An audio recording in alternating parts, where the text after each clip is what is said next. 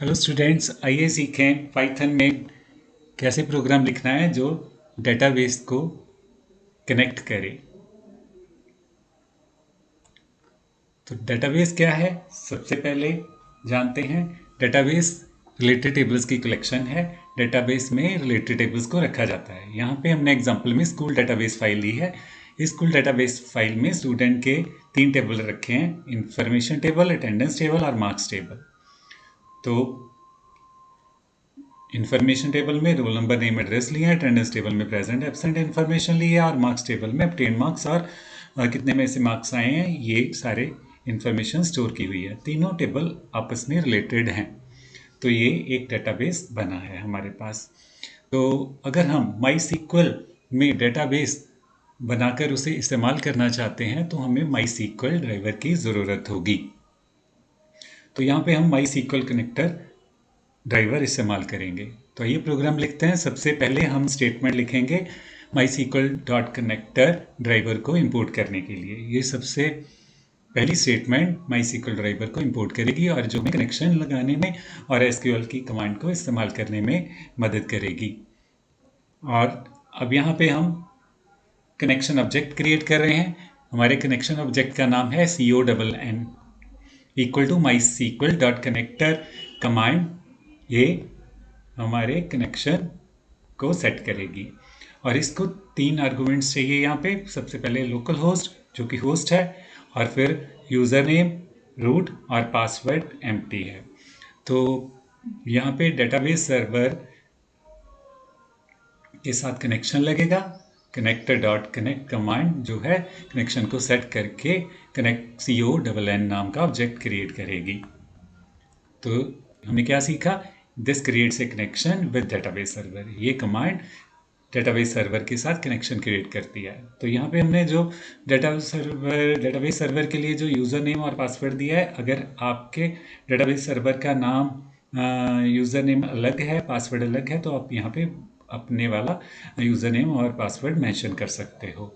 ज़्यादातर रूट और password empty ही होता है। और इसी तरह से कौन हमारे पास कनेक्शन ऑब्जेक्ट है, और कनेक्शन ऑब्जेक्ट के साथ हम commit method, roll back method, close method इस्तेमाल कर सकते हैं। और यहाँ पे हमें कर्सर ऑब्जेक्ट बनाना होगा। कर्सर ऑब्जेक्ट हम क्यों बनाएंगे? अगर हमने एसक्यूएल की कमांड एग्जीक्यूट करनी है तो हमें कर्सर का ऑब्जेक्ट बनाना पड़ेगा। कर्सर ऑब्जेक्ट बनाने के लिए सबसे पहले ऑब्जेक्ट का नाम रखना होगा। हमने CUR रखा है इक्वल टू, फिर कनेक्शन का ऑब्जेक्ट का नाम, फिर डॉट कर्सर। तो ये स्टेटमेंट क्या करेगी? कर्सर ऑब्जेक्ट बनाएगी। तो इस तरह कर्सर ऑब्जेक्ट के साथ एग्जीक्यूट मेथड को हम रन करेंगे। एग्जीक्यूट मेथड को हमें डबल कोट के बीच में एसक्यूएल कमांड देनी होगी, जो भी एसक्यूएल कमांड हम रन करना चाहते हैं। तो यहाँ पे हम डेटाबेस क्रिएट करना चाहते हैं, तो इसलिए हमने क्रिएट डेटाबेस स्कूल लिखा है। तो यहाँ पे स्कूल डेटाबेस का नाम है। तो ये कमांड डेटाबेस क्रिएट कर देगी स्कूल। तो अभी तक हमने जितना भी प्रोग्राम सीखा है, हम कंप्लीट प्रोग्राम देखते हैं।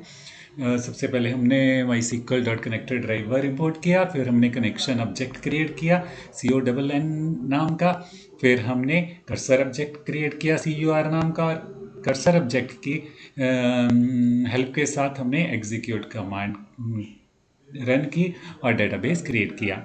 और CON डॉट क्लोज कमांड जो है वो कनेक्शन को क्लोज करती है।